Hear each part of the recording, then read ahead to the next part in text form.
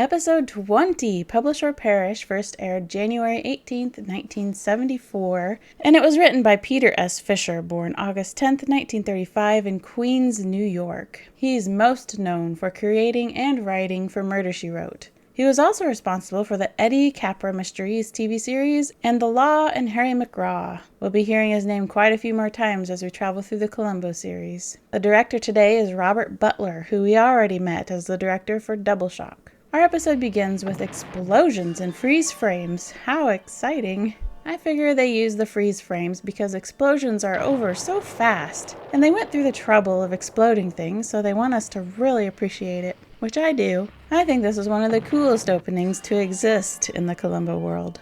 The car having a rough day in the junkyard here is a 1963 Triumph Spitfire 4. Then we see the man causing these explosions light his next explosive event with a bowl full of fire surrounded by more explosives sitting on a piece of plywood, acting as a table on top of his car. As he throws the second explosive, we get a nice look at the junkyard he's playing in, and there's that Spitfire again, but unexploded. Landing on the windshield of a 1965 Chevy Impala Super Sport convertible with a Kodak cardboard box in the background. Looks like the hood blew right off, and here's the epic title screen.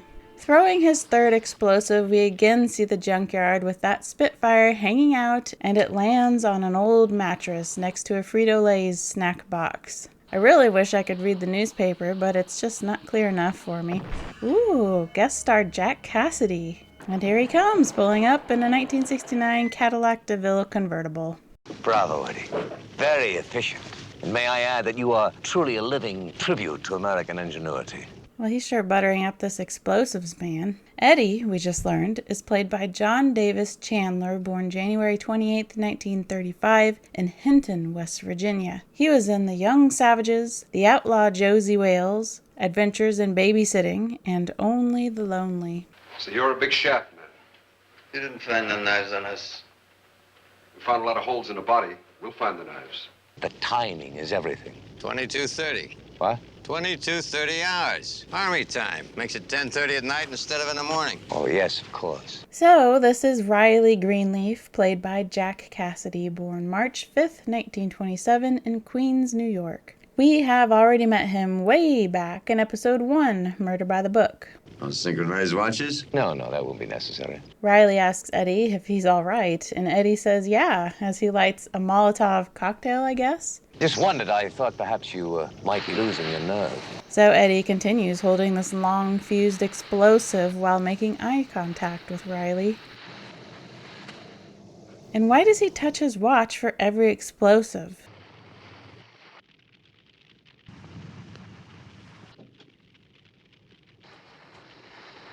Especially for that Molotov, which is supposed to explode on impact. What exactly is being timed? And I spent too long trying to identify the label on this bottle with no results. If I have any label experts out there, please help me. Eddie turns to Riley, saying one guy is no problem. I fragged a couple of hundred in them. Ah, a war veteran. Riley emphasizes to Eddie to only shoot the guy in the heart with one shot and no more. Economy, huh? Eddie places the burning bowl and rags in the trunk of his Volkswagen convertible, and I just noticed he's wearing 2 watches. I guess the black one was a wrist stopwatch, maybe. Riley presents the gun Eddie is to use for this one shot to the heart murder. Remember, you have to shoot it without smudging the prints on that handle and the key. I always liked the sound effect of the key. Very key sounding, but I don't know why it makes that sound when he drops it into Eddie's hand, but it's nice. Riley says everything is all clear and they shake hands. Then Riley turns to leave. What about you publishing my book? Of course, I was just coming to that. Well, your first advance, $1,000. We'll draw up a formal contract in a couple of days. No kidding? That's great. I love the change in character for Eddie. Just goes to show no matter how cold and hard someone behaves on the outside, inside there is a hidden, excited little heart waiting to burst out with a... No kidding? That's great. Eddie tells Riley he's very smart to publish his book because he's going to make a fortune with it. He emphasizes that he's been working on it for 3 years. I've described every single kind of explosive there is and how to make it. Well, that's your genius, Eddie. Your sort of do-it-yourself book will undoubtedly change the world. Yes. That's so funny, describing a bomb-making book as a do-it-yourself book. It's a kind of do-it-yourself thing. And he's offering more butter to Eddie, claiming it will undoubtedly change the world. There's some really great writing in this episode. Riley reminds him, but first he has to come through for him tonight. Oh, that. He's dead already. Riley reaches into his passenger seat for a screwdriver to jimmy his car door lock and scrape the paint off with a terrible sound. Suddenly we are at a social gathering with candles everywhere, and a man calls for Eileen. Eileen, give me a kiss.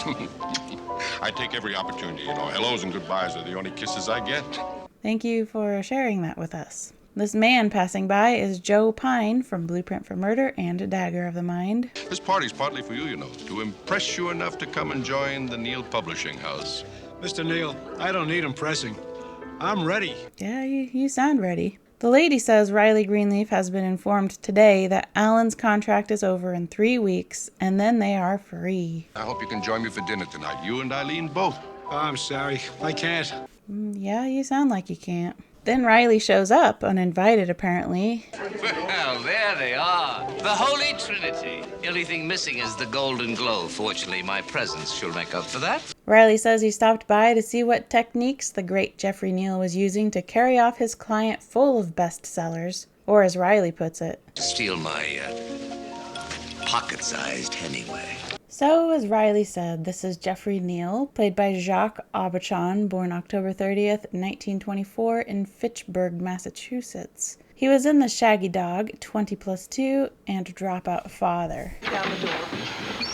I'm sorry I'm late, Catherine. You said left on Paradise Lane. Oh, no, it's right. Oh, I'm sorry.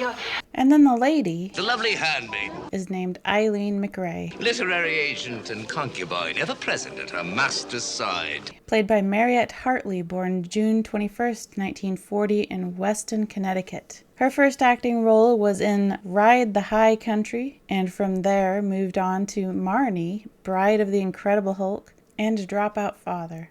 That's strange. What? He goes to her grave every day, but always in the morning.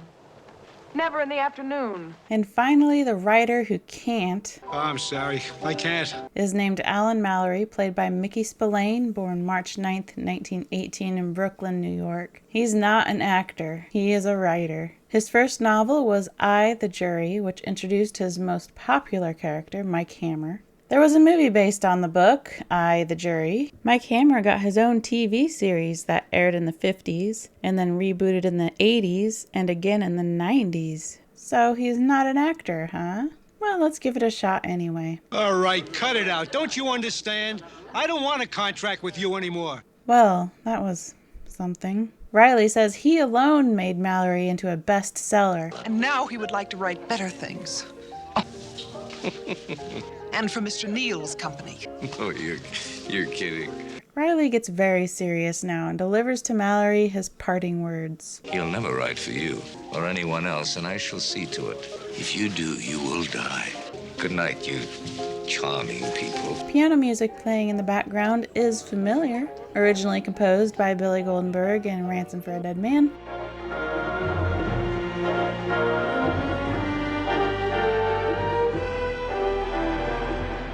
As the main musical score, and then showing up again in Murder by the Book at the restaurant.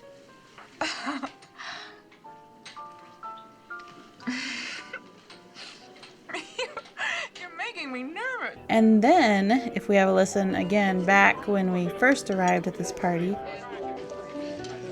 Eileen, you look gorgeous. the piano music is also originally from Ransom for a Dead Man, but also at Barney's Beanery.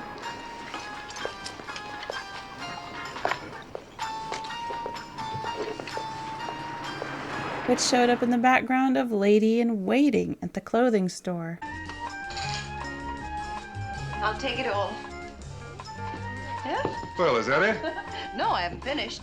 And now is a good time to mention that Billy Goldenberg was the composer for the rest of this episode as well. Riley arrives at a bar and checks his watch. It's 10:05. This type of watch is called a jump hour digital watch. Yes, digital. You're probably wondering, why is all that black space there on the right? Well, that is some Greeking, my friend. This is specifically a Butler jump watch, but Butler Swiss made is covered with some black tape. Riley gets out of the car and kind of stumbles his way towards the bar, acting a bit smashed, although I do not believe he is ever actually drunk for his drunk man alibi tonight. Mallory enters his office and turns on the lamp, and suddenly there is another scene playing in the bottom left corner of Eddie arriving at the building. As Eddie has a look at the window, seeing it is occupied, another scene is simultaneously played in the right corner of Riley demanding better service from the bartender. Hey, bartender! A little more service at the end of this bar.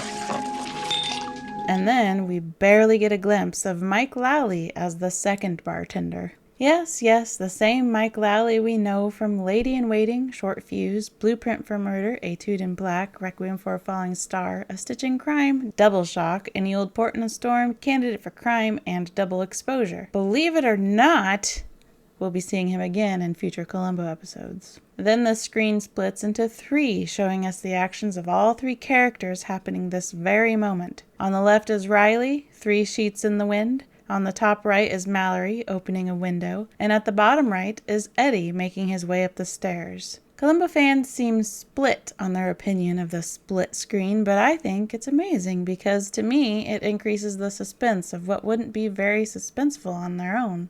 The real reason this was done, though, is because the script was too long that Fischer wrote, and this had to be one of the 70-ish minute episodes. So the clever editors, who I never talk about, came up with this very smart move. Richard Belding has been responsible for editing every Columbo episode so far, and will continue until Jack Cassidy's final episode, Now You See Him. Mallory props the door open with a chair, Eddie removes a revolver from a bag, and Riley makes a drunken scene as he is working on his alibi. What did you put in this glass? Double scotch and soda, sir, just what you ordered. What do you take me for, some kind of a fool? This tastes like bud.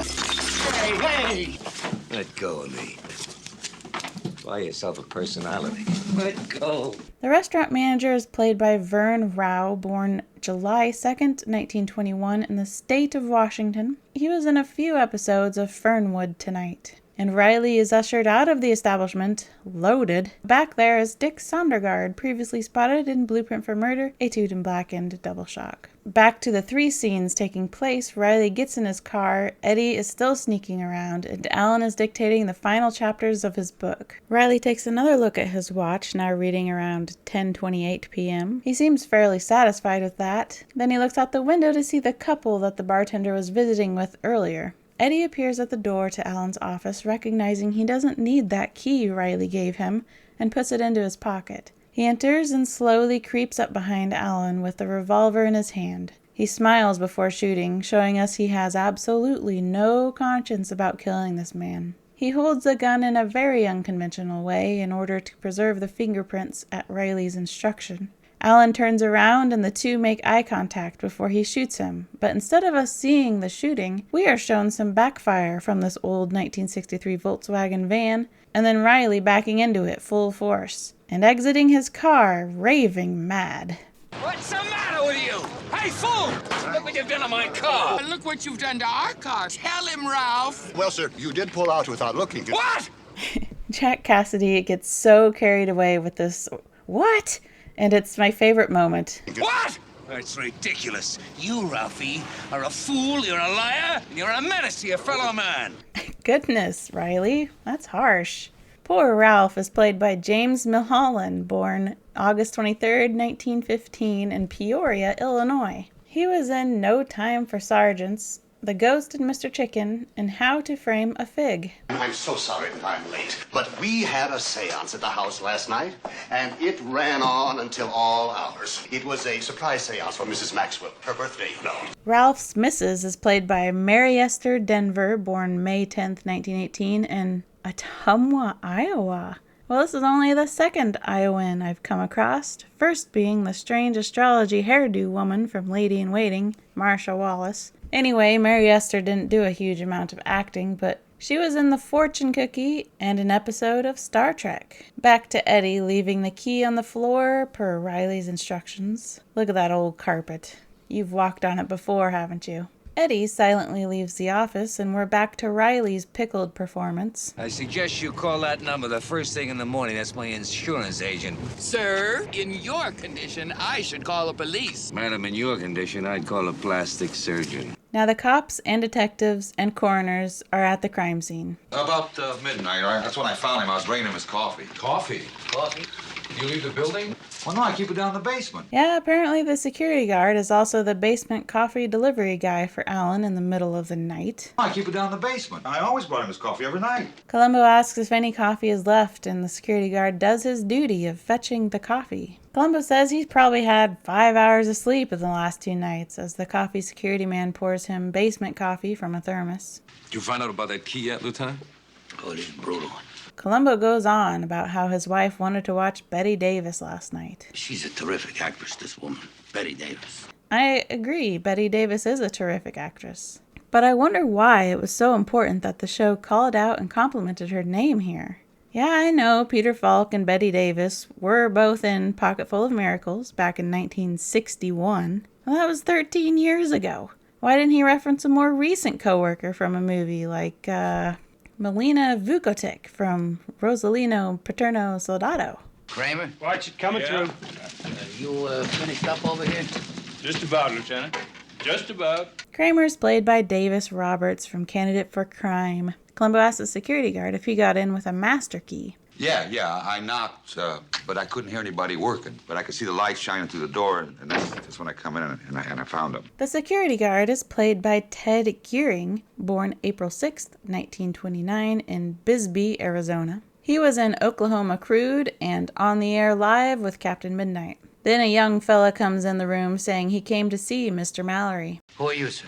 Norman Wolpert, Lewis Manuscript Service. I'm here to pick up Mr. Mallory's tape for transcription. What are you doing here at this hour? Why'd he come so late? Well, it's the same time I come every night. He wants to know if Mr. Mallory is all right, and Columbo says he's dead and sends him away. Norman Wolpert is played by Jack Bender, born September 25th, 1949, in Los Angeles, California. He was in The Barefoot Executive and showed up once in several different TV shows during the 70s, but he left acting to become a director. He directed a third of the episodes of the Lost TV series and all of the Lost Missing Pieces miniseries, almost every episode of Mr. Mercedes, and in relation to Jack Cassidy, he directed the David Cassidy story, which is about Jack Cassidy's son. Sweeney, you getting anything here? Not much. A lot of dust. Dusty Sweeney is played by Lew Poulter, born November 3rd, 1928, in New York City. He was in several episodes of Del Vecchio in 1997's Titanic movie. Then Columbo listens to the tape that recorded the murder. How important tape recordings have been in this series. Hello? Liz? Paul? They've got me. They want $300,000. When? Tomorrow night. Just follow instructions. Paul. These modern idiotic devices. She's not home yet. Quincy, look in the dash there, will you? Dash? You hear that? Dash from the car. If so, your voice... Been listening to that thing. That's the last phone call. 100 times. Listen, somebody call an ambulance. I'm puzzled because if you turned it on after the film in the screening room... Lieutenant? Shh. Did you hear that? He rewinds to listen again. To me, it just sounds like stuff falling off the desk when Alan fell dead to the floor. And we found this in the basement corridor. It's been fired. Now, even though he is holding it with a pencil, I cannot believe he has the gun barrel pointing at Columbo's face for this scene. Did he check that it is unloaded? And even if it is, that is very, very poor gun etiquette. This police guy is played by James Seeking, born March 5th, 1934 in Los Angeles, California. Oh, he was in so many things, but I just have to pick a few. Did you know I can only pick a few? I have to deliberately leave out some. So it's not that I forgot, I just decided not to include it. You've probably seen him if you like the TV series Hill Street Blues. The man was in every single episode as Howard Hunter. You can find James Seeking in the new Centurions, Ordinary People, and Outland, as well as every episode of Doogie Howser, MD, and Brooklyn South. Sweeney, Prince, ballistics, please. As Sweeney leaves, he shuts the door behind him. Columbo notices something. Sweeney? What, Lieutenant? Well, these blinds bother Columbo. Now let's get an update on Riley. He's parked on the grass. What are you doing here, parked in the park? Because there's a sign out there that said no parking in the street. The police officer asks him to step out of the car. If you want me to get out of this car, officer, or sergeant, you're gonna have to drag me out. Fred. Need help, huh? This Riley character is so funny. Scene changed to Columbo drinking coffee and eating some breakfast in the interrogation room. Riley and Riley's lawyer enter. Columbo informs them he is with homicide. Columbo wants to see if Riley Greenleaf can identify a voice and plays the dictation Alan was working on when he was killed. You find him gone. Saigon. Yeah, this is Alan Mallory. All right, I've identified the voice. Can I leave now? Columbo confirms Alan Mallory is dead. Oh, God, no. But who? Why? Columbo wants to know where Riley was at 10:30 last night, and Riley says he can't remember. I drove around. I had been drinking quite a bit. I don't remember anything about last night. I wonder if you can identify this key. All keys look alike to me. But I believe this is your key. The building superintendent told Columbo that the office Riley leased 18 months ago for Mallory to work in came with 2 keys, and one of them he gave to Riley. We found this key on the office floor, a few feet from Mr. Mallory's body. But evidently it belongs to him. Columbo says no. Mallory's key was checked, and the one that fit the door to the office was on it. This key, your key. This is the fellow that bothers him. The lawyer wants to know what's so bothersome. He says the key could have been dropped there days before, which is a great point. Do you own a .38 Smith & Wesson revolver? Yes, I do own a pistol, but I don't know what make it is. Yes, you do, Riley. That's the same gun you used when you shot your other writing colleague, Jim Ferris. This will be the last time that I can... Jimmy? It is specifically a Smith & Wesson Model 36 that indeed shoots .38 Special. And for fun's sake, I'll go back and also mention this is the same gun Dale Kingston used to kill his Uncle Rudy.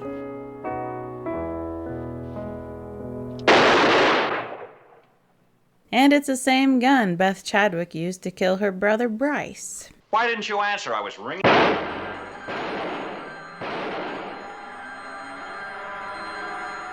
Riley then pretends to have some sort of realization, wanting to know why Columbo is asking him all these questions. Well, surely you don't believe I had anything to do with Alan's death. He says obviously some thief must have broke into the office, and Columbo says there was nothing to steal. Mr. Mallory's wallet wasn't disturbed. And you just said that you were drinking last night. And you can't explain your whereabouts at the time of the death. The lawyer man stops Columbo and says unless he's placing him under arrest, then they should leave. Arrest? No. No. Mr. Greenleaf, you're free to go. So they leave, and the scene changes to Columbo visiting Eileen McRae. He wants to know the activities of Riley Greenleaf. If anybody had it in for Alan, it was Riley Greenleaf. Alan was about to walk out on him, taking a best-selling book with him. Eileen has the same chained-up porcelain poodle statue as Miss Babcock in The Most Crucial Game. Well, that must have been the book that Mr. Mallory was dictating. She must have gotten embarrassed about the statue, so she's trying to cover it. But I also see that she has the hanging zodiac wall decor that was in Candidate for Crime. Columbo brings up a great point. Wouldn't these 2 men have a contract? Yeah, but it was about to expire in 3 weeks. But still, the book would still belong to Mr. Greenleaf, wouldn't it? Yeah, and it seems like if Alan Mallory was writing that new book in the office Riley Greenleaf was renting out for him, any work done in that office should belong to Riley. Riley Greenleaf didn't know anything about that book. Alan never talked to him about it, and never would, until he was free of that contract. Columbo asks if Riley made threats to Mallory. Last night, he said some ugly things. He said if Alan didn't write for him, he wouldn't write for anybody. No kidding. Scene change to Columbo arriving at Riley's house and noticing the damage done to Riley's rear bumper. Involuntary self-incrimination. On that basis alone, I'm sure David, we could get... Please, shut up. The color of this room is irritating enough without you talking all this legal nonsense. Lieutenant Columbo to see you, sir. This butler man is played by Warren Parker, born February 25th, 1904 in Alton, Illinois. He was Mr. Meldrum in The Andy Griffith Show. You must not say anything that could be construed as an admission of guilt. Columbo enters and Riley apologizes about this morning, again saying he doesn't remember anything about last night. Forgive the condition of the room, but I'm redecorating. Thank goodness. Columbo says they have traced the gun. My gun.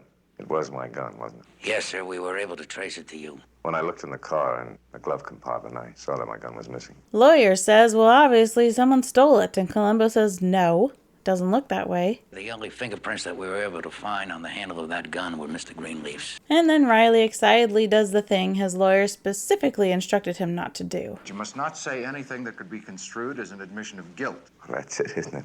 Alan walked out on me, took his latest book to another publisher, and I suppose in anger I killed him. Columbo asks about the book Alan was writing and if it was pretty valuable, and Riley says anything he wrote was valuable. Then Columbo asks if he could take a look at his car. Of course, if you like. How long has this lock been broken? Well, I don't know that it is. Well, it's been jimmied, sir, and the scratch mark is fresh. Riley suddenly remembers the key. The key? He says he kept the extra key to Alan's office in his glove compartment as well. Oh, it's gone, too. The butler comes out to say the insurance man is on the phone for him, and Riley sends David, the lawyer, to answer the call.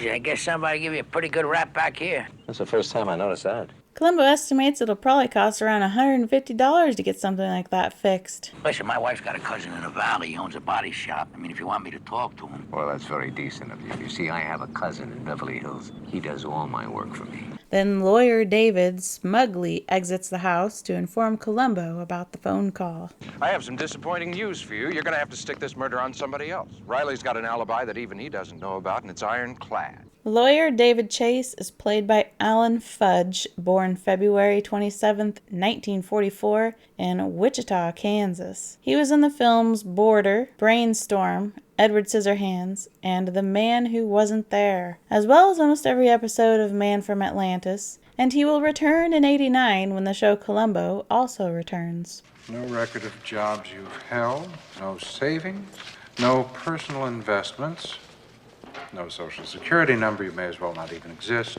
At 10:30 last evening, Riley Greenleaf was involved in an auto accident in the parking lot of the Moore Park Inn. That's in Encino. The devil was I doing there? We're drinking at the bar, I'm pleased to inform you. And Columbo's like, well, that just about does it. Riley says he's so thankful and that a drunken blackout is a frightening thing. I must be grateful to those people for having the good sense to call my insurance company to report. Columbo concludes that the accident last night must have been where he damaged the rear end of his car.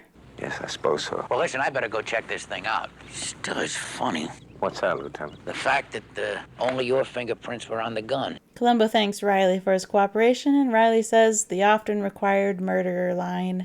Please don't hesitate to call it if there's anything I can do. Oh, yes. Then David feels the need to scold Columbo and try to make him feel small and foolish. I suppose you realize what you almost did? Sir? He's like, well, you were going to arrest him, weren't you? And Columbo rightly says that it sure seemed like Riley was somehow involved. Scene.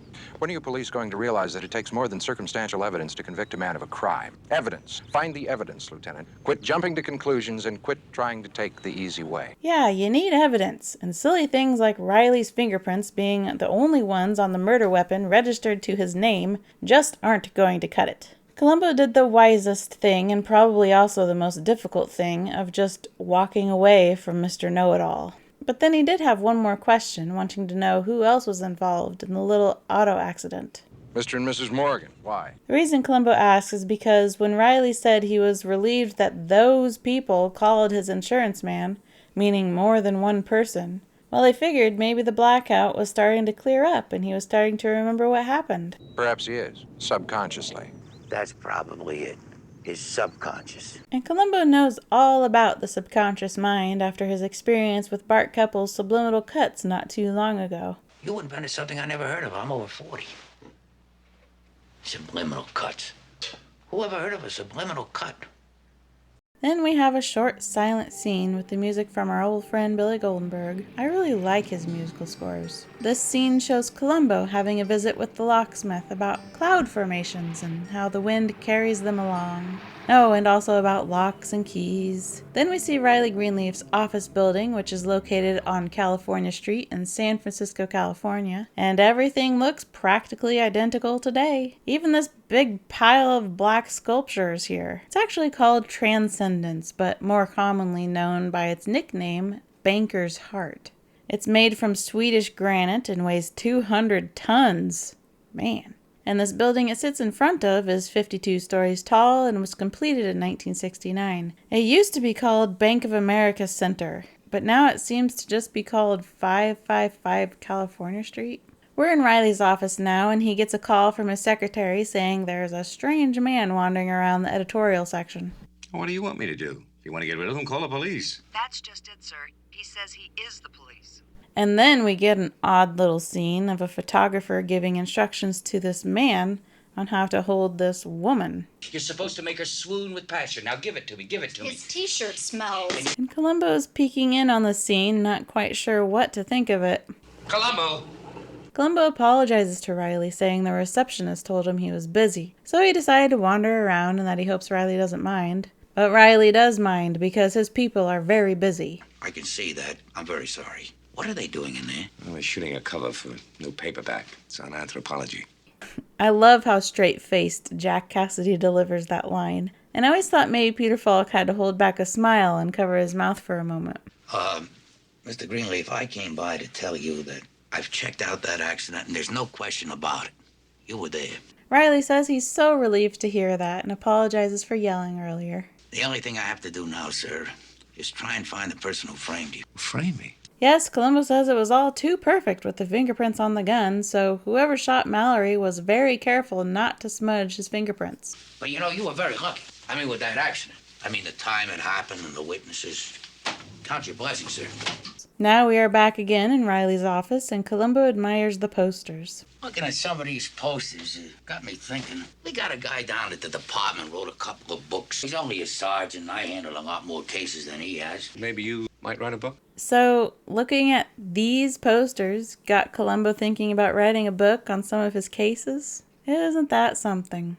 You know, now that I think back, it was while watching this episode and seeing those posters that gave me the idea to start a YouTube channel focused on Columbo.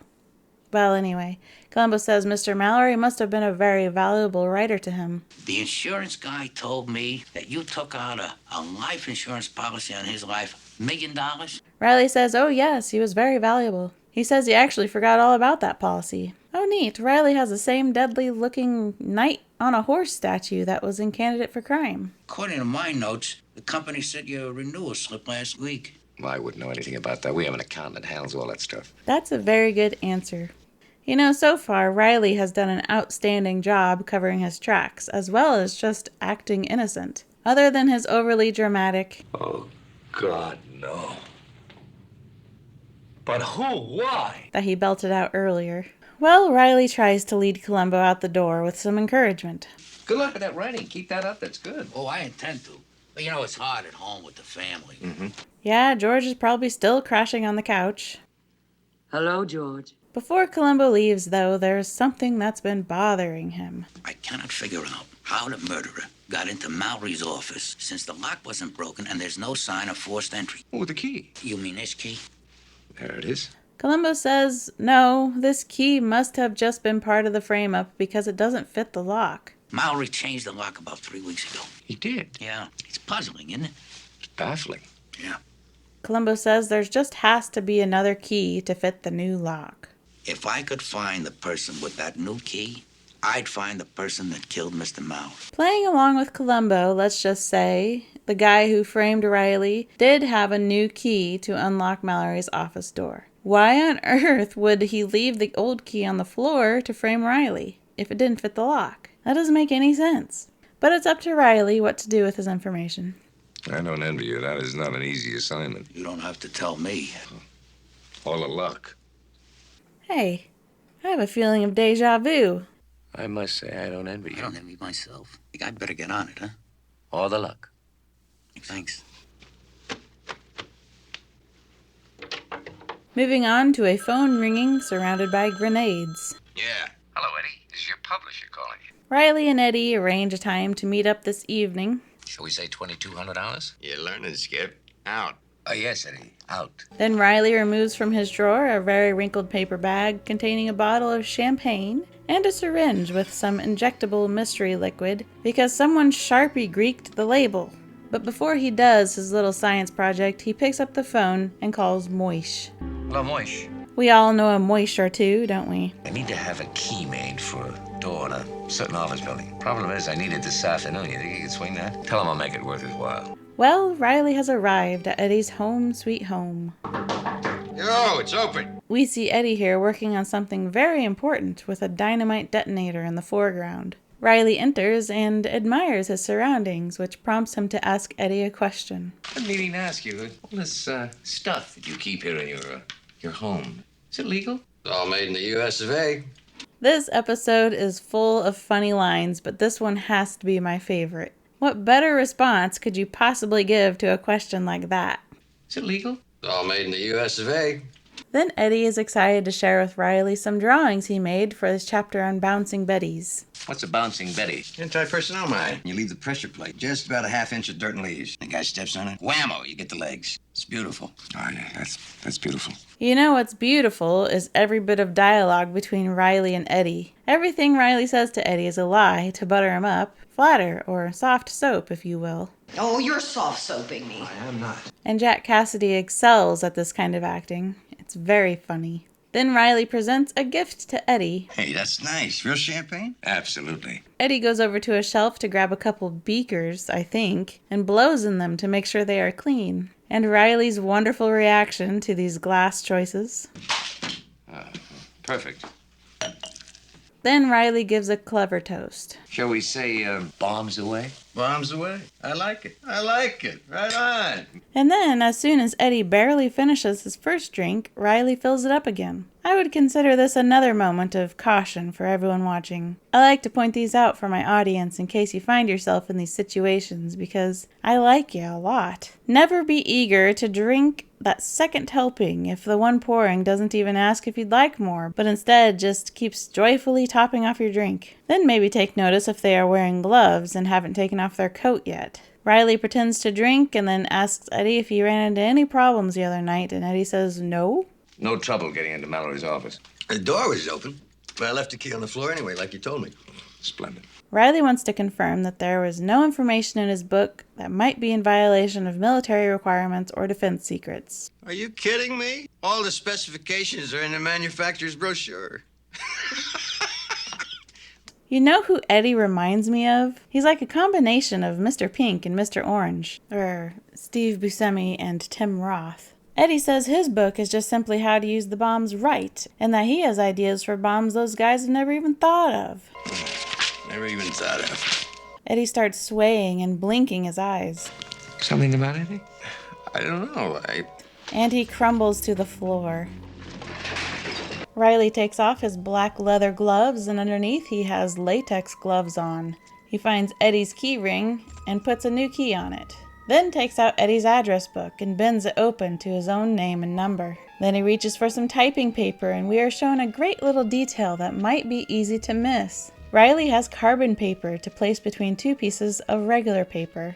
I'm sure many of you already know what carbon paper is, but I know some of you don't because it's something we just don't have many uses for anymore. We do still use the term, though, for example, when sending a duplicate email to multiple recipients. That's what the CC stands for, carbon copy. But back when typewriters were regularly used, black carbon paper bound with wax was placed between the original and the intended copy of a document. That way you don't have to type the same thing 2 or 3 times because as you type, the pressure of the metal letter hammers hitting the top paper and carbon paper underneath transfers marks to the second paper.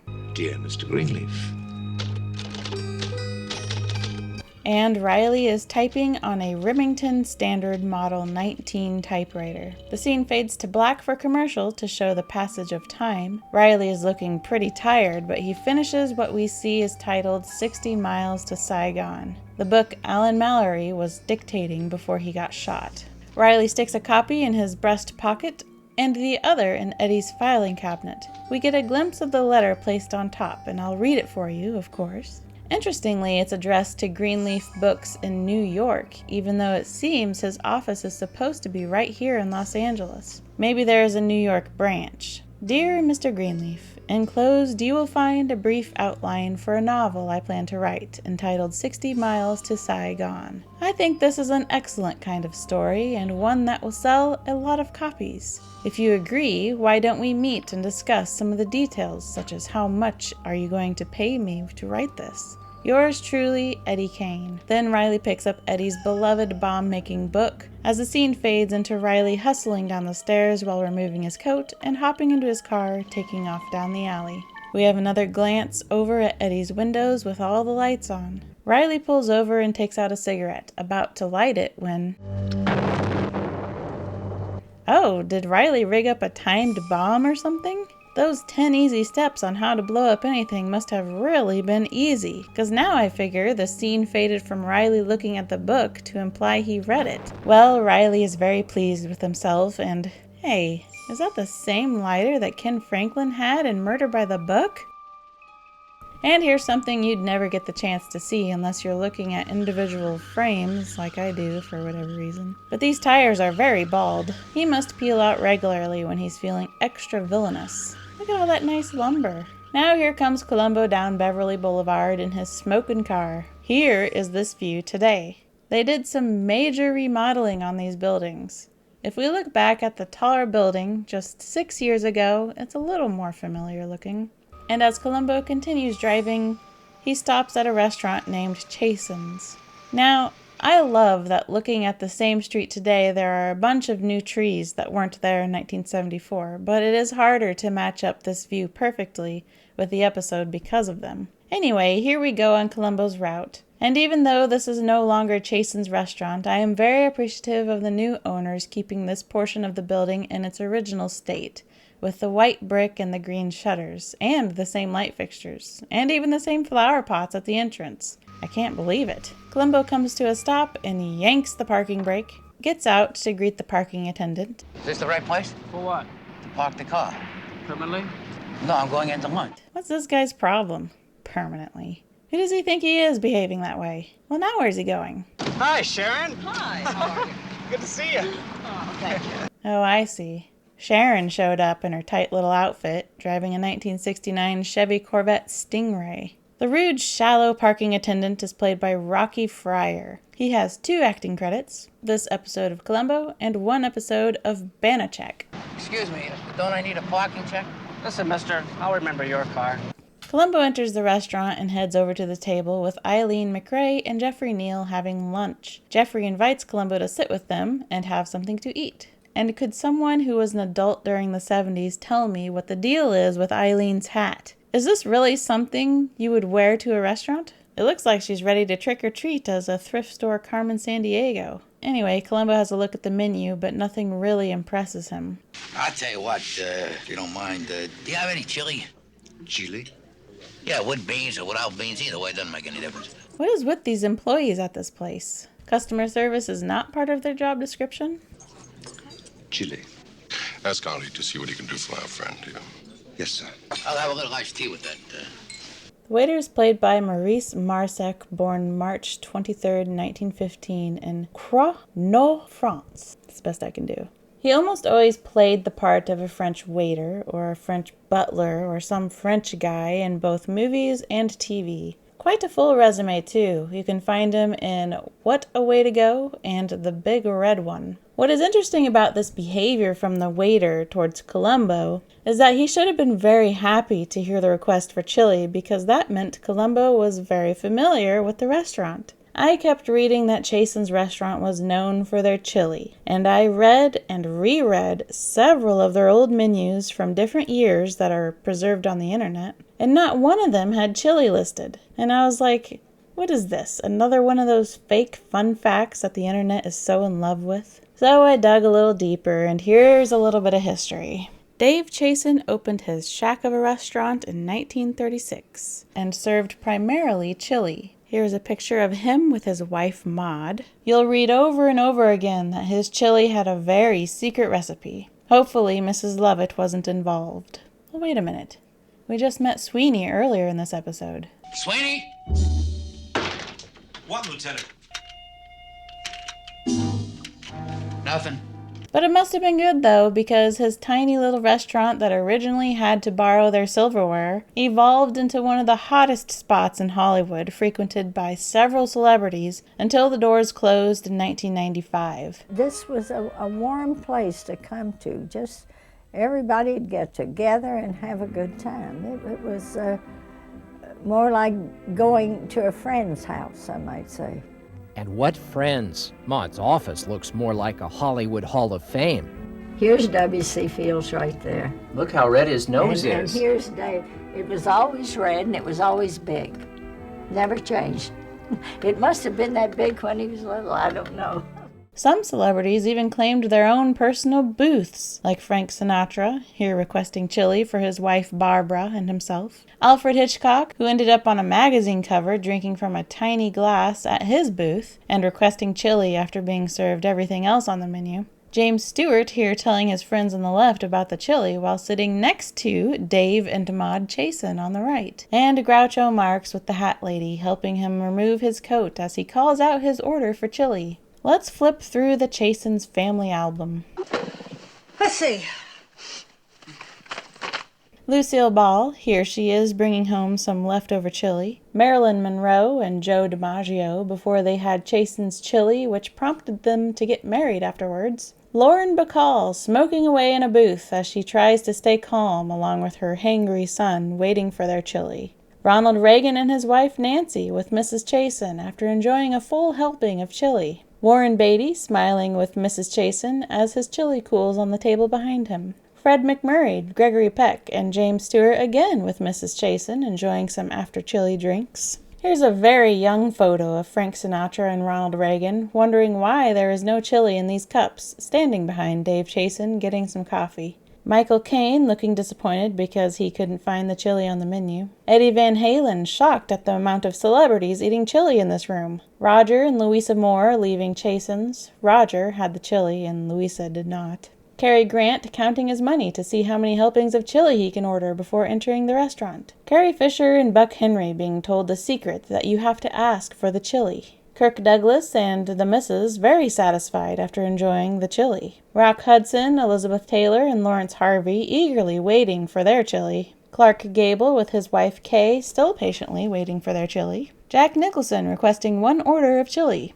Ray Charles, Lou Rawls, and Quincy Jones after enjoying their Christmas chili. Clint Eastwood trying to act natural as he orders chili even though it's not on the menu. Woody Allen getting fed up waiting for his chili order. And William Shatner about to enter Chasen's, practicing in his mind how he is going to boldly order his chili like no man has ordered before. So, if everyone was so in love with the chili, why wasn't it on any of the menus throughout the years? Well, in 1940, Chasen removed it from the menu, but it was always available upon request. It was a secret dish with a secret recipe, and knowing about it made you an insider of the dining world. Maybe they included Columbo ordering chili at Chasen's as a hint to the rest of the world that they have chili. So Columbo discusses with Mr. Neal about Mallory's manuscript called 60 Miles to Saigon. I agreed to publish it after Mallory's contract expired with Greenleaf, and I want to get a hold of it before he can because, well, I'm afraid he's going to make trouble. Columbo wants to know if he's read it, and Neal says, no, nobody's read it. Although Eileen did discuss the ending with him and even made a contribution. In the middle of this conversation, the waiter delivers Columbo's chili. I'll have a little ketchup. Ketchup? Ketchup. This waiter needs to get off his high horse. Anyway, Eileen says Universal Studios wanted to make a movie out of his book starring Rock Hudson, but the way Mallory had originally ended his book was with the death of the hero. Universal said for $100,000 you don't kill off Rock Hudson. Eileen then shares how she helped alter the ending for Mallory so that the hero is not killed off at the end. After the escape, after they get back to Saigon, Rock Hudson says goodbye to the girl who helped him regain his courage, says goodbye to the material world, and goes off to a monastery.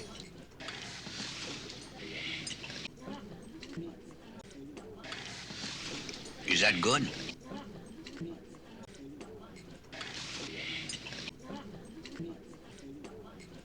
If it sells, it is. And that's pretty much all that matters to Hollywood. Will it sell? Not, is it good? Because that ending is as dry and boring as you can possibly get it. This chili is good, I'll tell you that. Columbo asks them if they can think of anybody who might want to frame Riley Greenleaf. They both seem shocked by this question. Surely you don't think that either one of us had any... I'm just asking the question. They deny having any reason to have Mallory killed and frame it on Riley because they wanted Alan Mallory to write for them. Are you Lieutenant Columbo? Yeah. There's a telephone call for you, sir. Oh.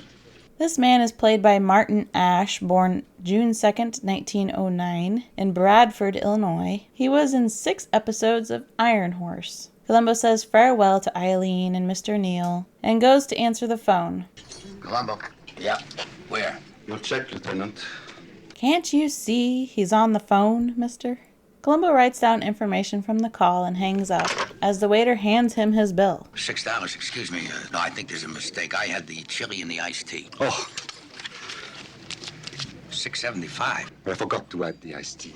If we were handed that bill today, it would cost over $43 for that little bowl of chili and iced tea. Now we're off to visit Eddie Kane's place to see the damage done by the explosion. Blew himself up last night with a hand grenade. Real weirdo. Wait, a hand grenade? Wow, I wonder how exactly Riley set that up to explode minutes after he left Eddie's. Looks like he's writing a book. How to blow up anything in 10 easy lessons. Good thing that book survived the blast. Then he shows Columbo something very interesting. Well, it may not mean anything, but I found Kane's address book. And Greenleaf is in it.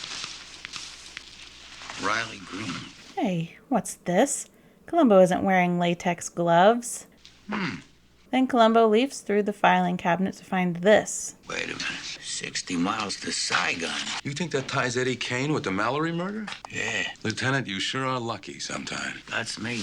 I'm lucky. Columbo sure is lucky. So this is Sergeant Young, played by Paul Shenar, born February 12, 1936 in Milwaukee, Wisconsin. This was one of his first roles, but will later be known for The Night That Panicked America, The Secret of Nim, and Scarface. You got everything a man could want. I like you, Tony. There is no lying in you. Unfortunately, I do not feel the same about the rest of your organization. Columbo asks if he found Eddie's keychain, and Sergeant Young says, yep, he did. You didn't happen to find a key that doesn't fit anything in this place. Well, there's one for the door, one for his car, and this one. Who knows? Next, we move on to a scene with Jacques Cassidy that always cracks me up. Oh, yeah. Excuse me, Mr. Greenleaf. Maybe now you recognize this lovely little tune that they seem to be using for the background music of some questionable viewing. Oh, yeah. We have heard this at Miss Babcock's from The Most Crucial Game. Hi, darling. Miss Babcock? Yelling for Juanita at the Hayward residence during Candidate for Crime. Juanita? Juanita? And at Jimco Grocery with Bart Keppel and Columbo. One of these cameras picked you up as you came into the store. Now, you can tell the way a person moves through a store, whether they're comfortable or uncomfortable.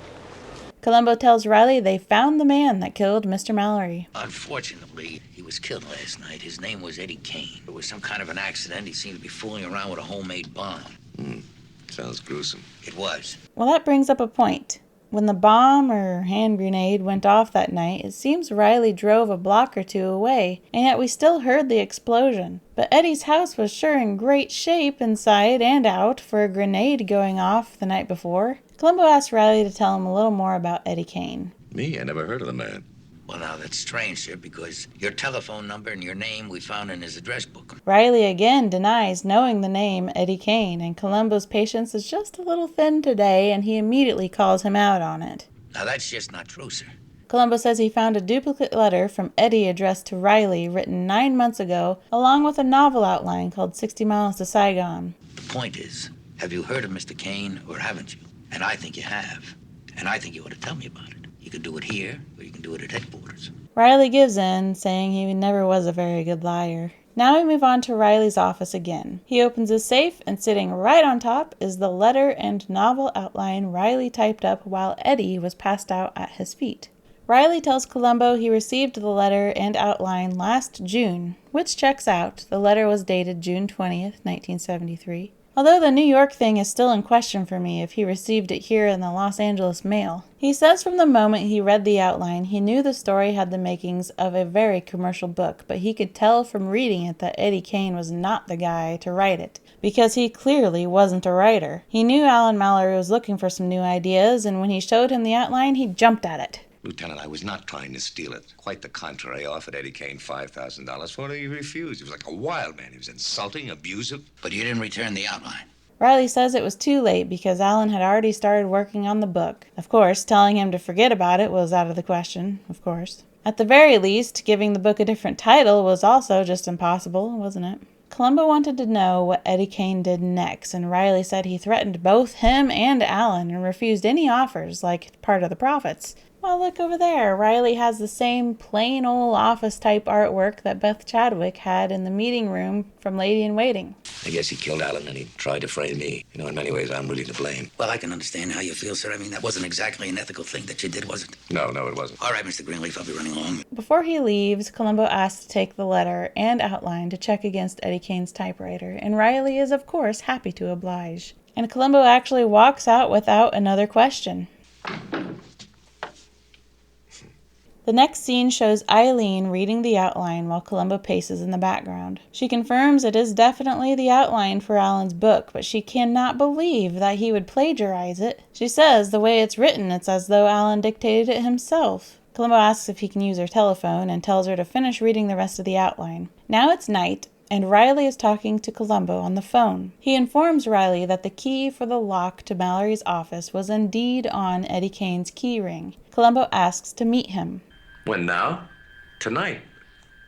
May I ask why there? Yes, of course. I'll come right away. Riley's ring. Riley's lighter and Riley's ring. After all, friendship is more important than partnership. Well, the scene changes to Riley getting off the elevator with 2 cops standing guard in the hall. Well, I'm having a little more deja vu because that's very similar to the end of Murder by the Book.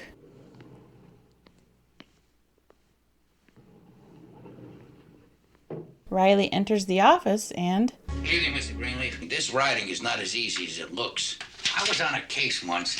A candidate for United States Senate. He had a lot of security men around him because there'd been threats against his life. There Columbo goes again, recalling the Nelson Hayward case from Candidate for Crime. Why does he bring up that case?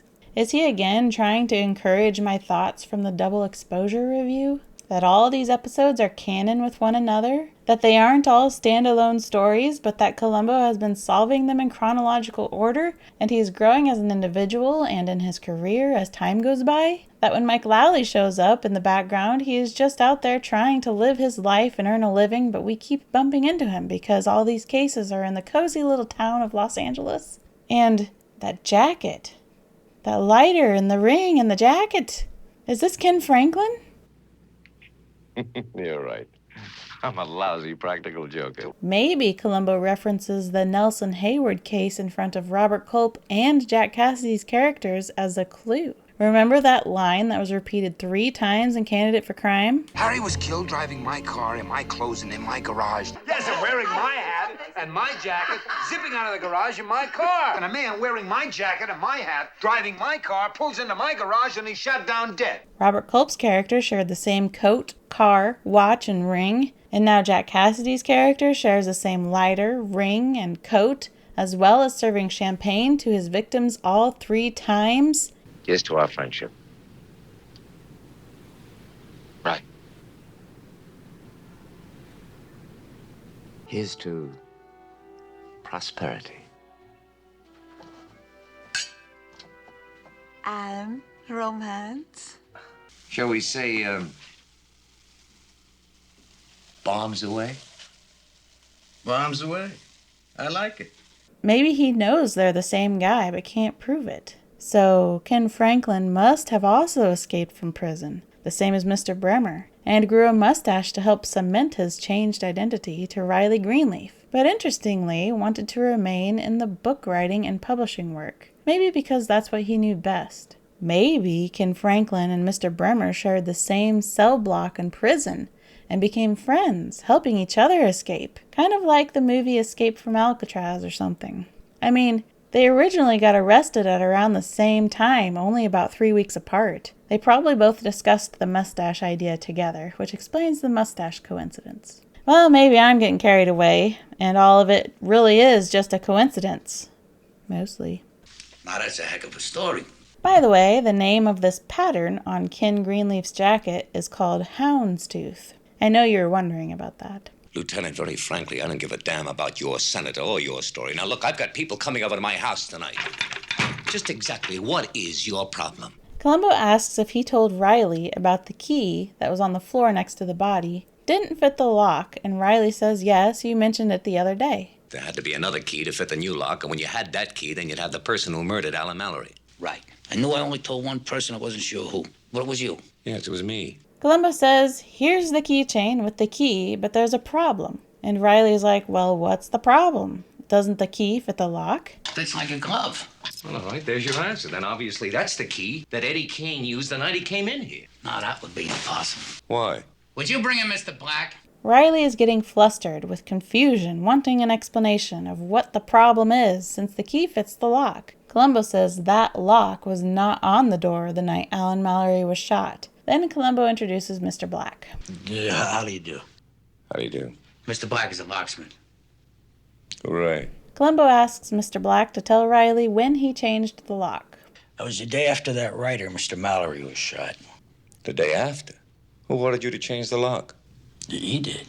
Mr. Black is played by George Brenlin, born October 10th, 1927. He was in Young and Dangerous and Riot in Juvenile Prison. Columbo tells Mr. Black he can go. I cannot figure out how Eddie Kane would have a key to a lock that was put on the door on my instructions the day after he shot Mallory. Why would Kane even come back here? Sure is a puzzle, all right.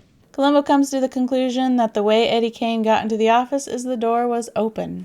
Well, the door was open. And I have no idea why you really truly thought it was so necessary to get that key made when Eddie himself told you the door was open. So if you just left it alone, you probably would have gotten away with it. Columbo goes over to the air conditioner saying it was broken and that's why the window was left open. You can actually hear the street noises on the tape. So I think Mr. Mallory must have opened that door. That created a nice cross breeze here. Columbo figures Eddie just walked in and sneaked up behind Mallory, who turned around and Eddie shot him. Riley starts getting impatient, saying he doesn't see how this changes anything about what happened. Now look, Columbo, I had you up to here. And frankly, I'm not interested in locks and keys and open doors and air conditioners and how he got in here. What the hell difference does it make how he got in here? The fact is that some crackpot war veteran came in here, shot and killed Alan Mallory, and then frames me out of some insane belief that Alan and I stole his lousy little story. Now, that's all I know. Riley storms out of the room and Columbo follows. Mr. Wolpert, I thought that name might mean something. We know you two fellas know one another. Riley denies that they know each other, and Columbo straight up says that's a lie. I resent that. Mr. Greenleaf, you told me that you knew nothing about the contents of Mr. Mallory's new novel. That's right, I don't. That's another lie. Columbo tells Riley he met this Norman Wolpert on the night of the murder, and that he works for a manuscript service and picks up Mallory's tapes that contain dictation of his new novel, for them to be typed up and then returned with the typed pages. Except for the extra copy, which he passed to you. Now, that's nothing but assumption. It's pure speculation. Columbo intimidates Norman by letting him know he checked his bank accounts, seeing that for the past 5 months there have been cash deposits of $1,000. You don't have to say anything. I'm not talking about losing your job. I'm talking about murder. He's involving you in a murder. Was that part of the deal? Norman shakily confesses that he did get a set of the pages to Mr. Greenleaf. But I'm not involved in any murder. I don't know a thing about a murder. I believe you. Go on home now.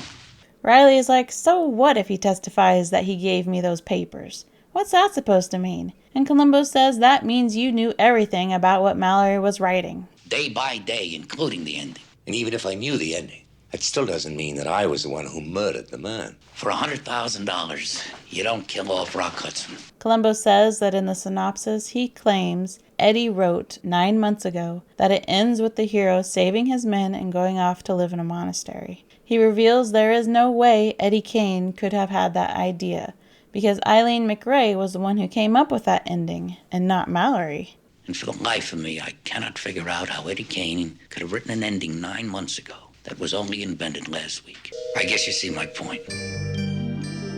The end. But I have an issue with this Rock Hudson hanging out in a monastery clue that is supposed to be the kicker. Riley never had his hands on the ending of the book because Alan Mallory was in the process of dictating it when he got shot. Columbo and the Los Angeles Police Department are the only ones that have that tape, which does not have the portion of the hero going off to a monastery. All we hear is some tiny lady was sleeping and that Saigon was far away. A tiny body heaving fitfully. It was only 60 miles to Saigon, he thought. Yes, he does say that the monastery of St. Ignatius offered him hope.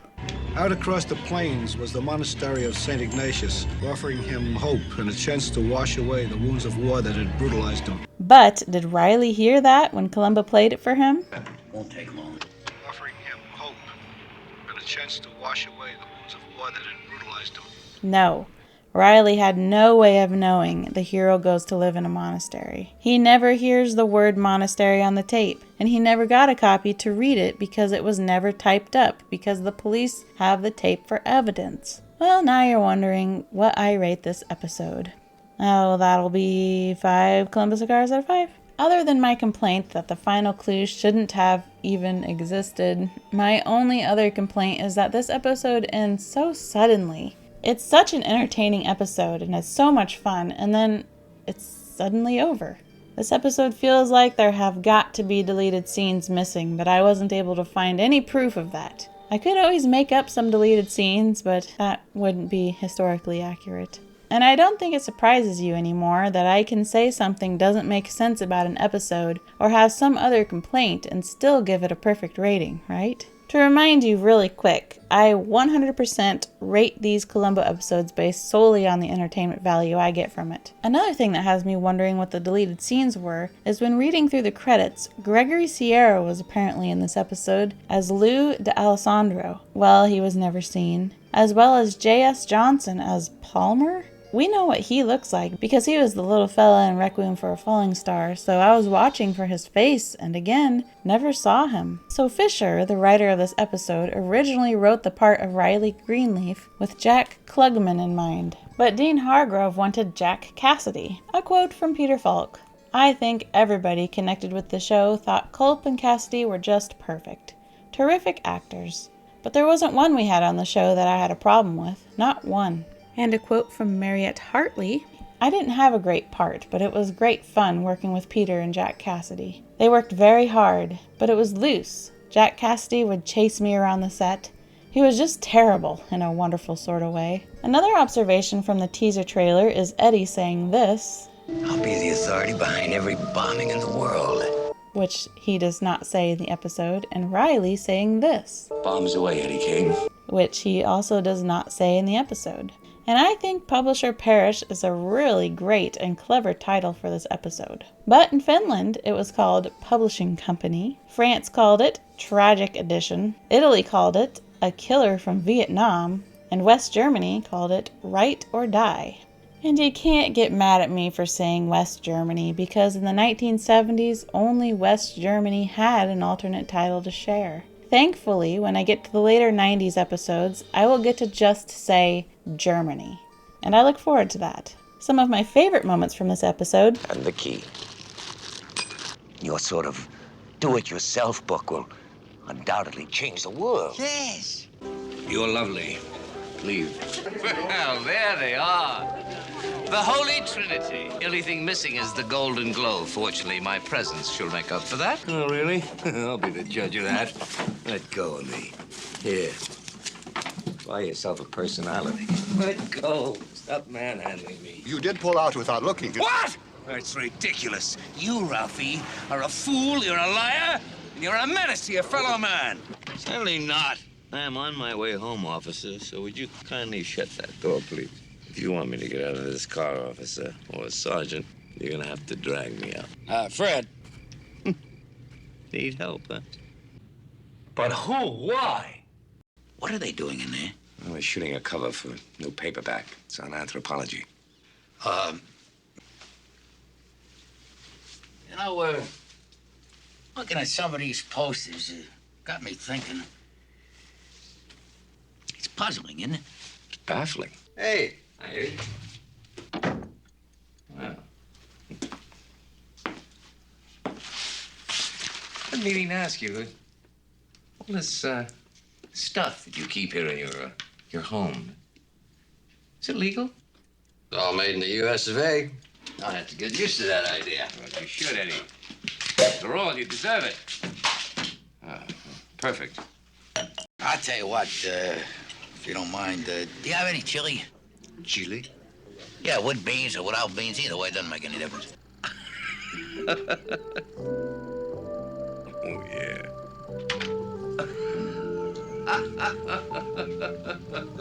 Does that make any sense to you? No, not at all. Why would Kane even come back here? Sure is a puzzle, all right? You don't have any answers. No, not a one. Now look, Columbo, I have had you up to here.